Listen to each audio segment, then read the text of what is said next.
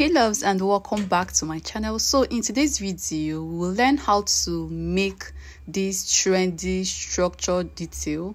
My name is Ijoma. So I will use a bone for this. You can use a crinoline, but I'll recommend using a bone. So I'll teach you guys step by step on how I achieve this. You can use a lace fabric, you can use your doll face, you can use an ankara. It depends on what you are sewing at the moment. So I want to thank you guys for the birthday wishes.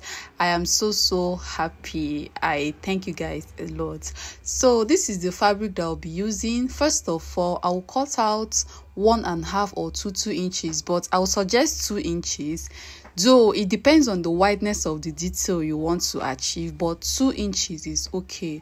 So you go ahead and cut out 2 inches pieces, and it's depends on the length you want to achieve. Also, if you want it to be long, you are free to determine that. If you want it to be shorter, you are also free to determine that. So I'll cut out my 2 inches pieces, and right now I'll go ahead and fold it this way. Like, I'll go ahead and run a stitch, I'll fold it and I'll run a stitch. So after running a stitch, this is what I have. After closing them, this is what I have. Your allowance should not be up to half an inch. It shouldn't be up to half an inch, so that it will be easy for you to turn. Then after that, you will use your safety pin to turn all of them out. You take your time and turn them out. So I am done turning them. If you want, you can iron them at this point, but I will first of all insert my Reggiline bone. You can use a plastic bone, but a Reggiline bone is better because a needle can pass through it, because you attach this detail to your dress using a hand needle. So using a Reggiline bone is way better. So I am done inserting my bones. I'll go ahead and iron this. So after inserting your bone, you can go ahead and iron so that your fabric will be flat.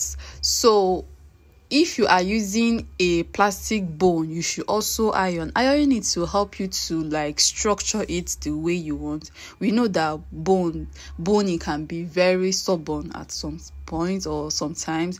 So iron it so that it will be straight. Then you are free to manipulate it or structure it the way you want. So I am done ironing, and this is what I have. So right now, I'll go ahead and fold them the way I want them to be. You go ahead and structure them the way you want them to be. So the one I cut out, all of them are the same length, but if you are cutting yours, some should be longer than some. You know, you will have to place the bigger one outside, then the smaller one inside it, another smaller one inside, and it continues. Though my own is just the same length, but if you are cutting your own, all of them should not be the same length. Some will be longer than some.